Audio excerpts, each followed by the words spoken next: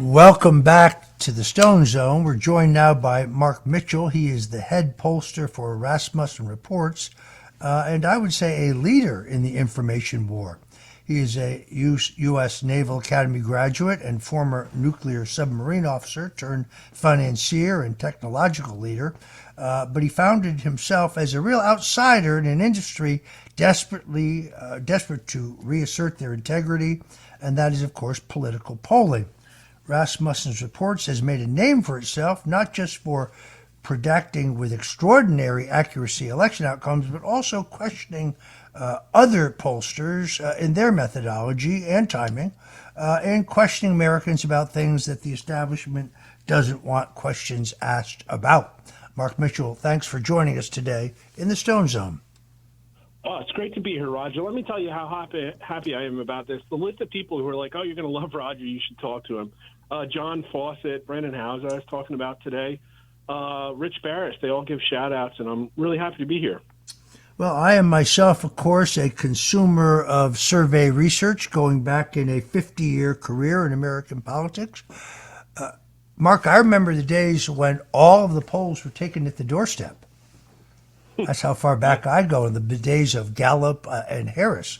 And I talk often about how easily it is to rig a poll. In my view, there are two kinds of polls. One kind is in which the person who commissions the poll and a competent pollster are trying to get an accurate measure of public opinion within the time frame that the poll is taken, memorizing and realizing that any poll is a snapshot of a moment in time. In fact, technically, because public opinion, particularly in this day of mass media, public opinion changes very quickly. Any poll, generally speaking, is only good for that episecond in which it is taken. Now, public opinion doesn't shift that dramatically, that quickly, but it does shift. Then there's the other kind of poll. That's the kind of poll that is designed to get a desired result, either for fundraising or public relations reasons. There's a big difference. And polls can be rigged by the wording of the questions, the order of the questions, the accuracy of the sample. There are many, many ways to rig a poll to get a desired result. That's not what you do at Rasmussen. No, it's not. So the first question I have to ask you is, first of all, tell us about your predictions based on your own polling in the last presidential election.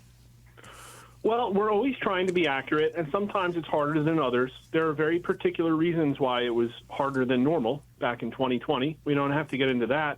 But this time out, I was polling Joe Biden versus Donald Trump all the way back into 2021, and every single poll we had Donald Trump winning by massive amounts. And, of course, it tightened up a little bit, but we were pretty much the only people saying that. I literally had never one poll showing Joe Biden up in the last year of our polling.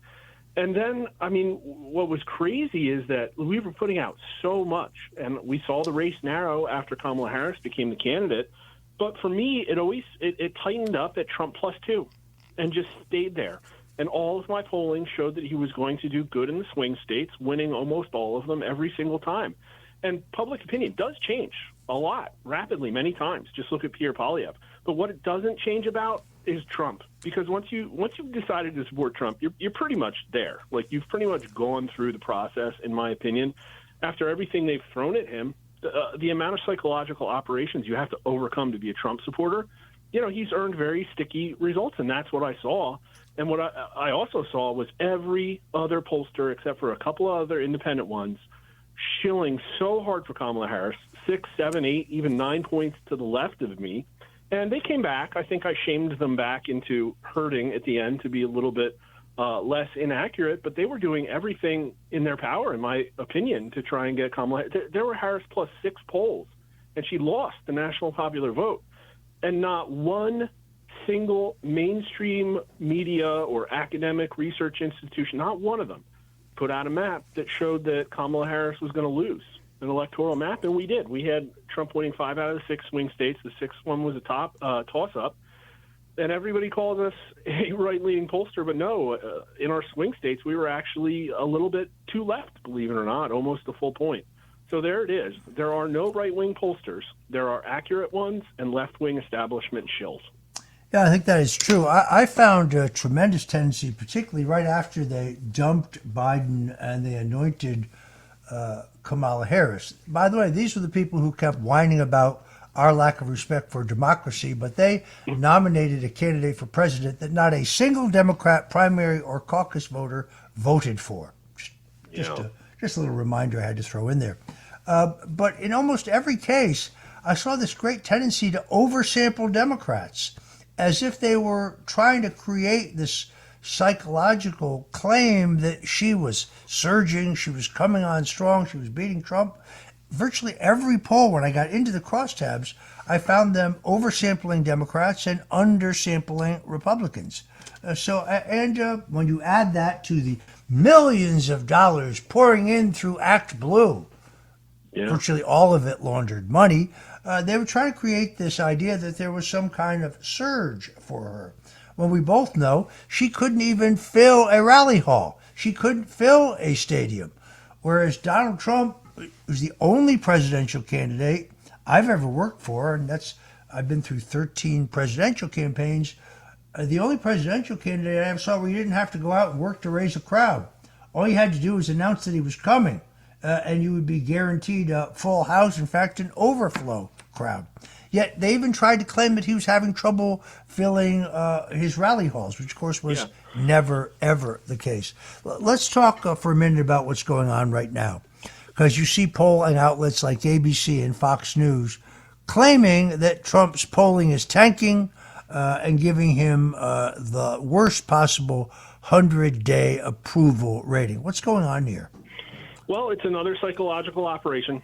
Just like back in September, they have arrayed everything in their power to take out the anti-establishment candidate. It's really interesting if you look at the history of Google searches for Trump approval, Bush approval, Biden approval, Obama approval. Trump approval just has like twice as much search volume as everybody else, and that's because they're pushing narratives and headlines, trying to convince everybody that America hates this guy.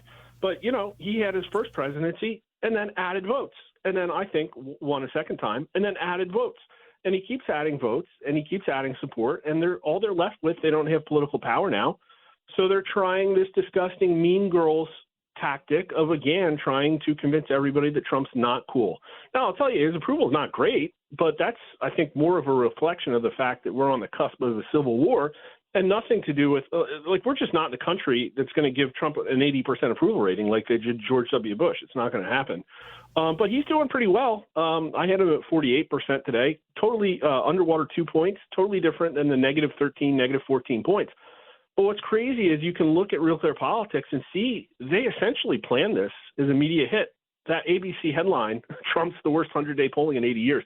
I bet they wrote that a month ago, and it's like everybody was rushing to get their homework in to dump all their scummy polls into the weekend news cycle. And it's like CNN, CBS, ABC, Washington Post, Reuters, Ipsos, and even Fox News gave Trump the worst polling that they have this cycle all over the weekend on purpose, I think, to tank his Real Clear Politics aggregate just to get those headlines.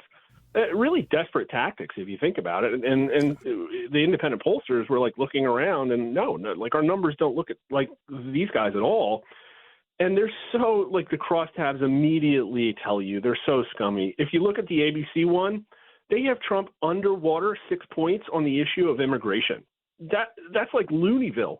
In my numbers, 65% of America supports Trump's massive deportation programs, and he's getting rated well on all these issues, even the economy. We had Trump at a 46% excellent or good on the economy. And even though that's his worst issue, that's better than any issue that Biden was ever rated by on any, ever in all of our polling. And so this whole scenario where every single pollster structurally shows that Trump does worse, it's all fake. It's all a reaction to the anti-establishment candidate, the person who's going to try and end the gravy train, the big corporate marriage of power, capitalism and political power. That's caused globalism, that's stolen the American dream, that's basically crushed people. And it's like, no, your fake media narratives aren't going to work anymore because people remember what it was like under Joe Biden, and they want Donald Trump to fix it. Could not agree more. I was looking at the crosstabs in the New York Times Siena poll. According to that poll, 37% of the people in their sample voted for Donald Trump. Yeah. Ridiculous. Or Well, it's this a one may. small poll too. It's only like 700 people. It's like really small. They have a massive budget, and not only that, their independents lean 17 points Democrat. Like my numbers don't look like that. Then there's the NPR PBS Marist poll. Like I would believe anything they publish. Please give me a break. It is. Yeah. It's pretty laughable. One thing I am curious about is voter attitudes about continued aid to Ukraine. Voter attitudes about the war in Ukraine, the war between Russia and Ukraine, are based on the data that you've seen, your own data and data of others.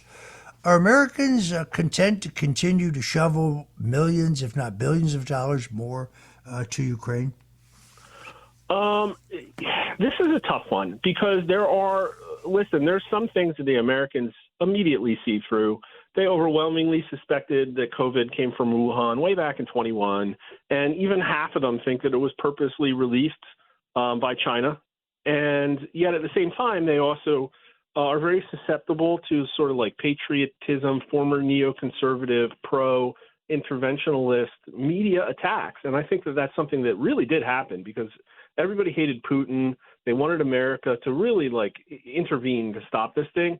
And what's happened is over time, those numbers have absolutely abated. And we've been asking the question very many times, who's winning, Russia or Ukraine? And really what's happened is the numbers have gotten up to basically half think it's a stalemate. And is the United States doing too much or not enough to help Ukraine fight the Russian invasion?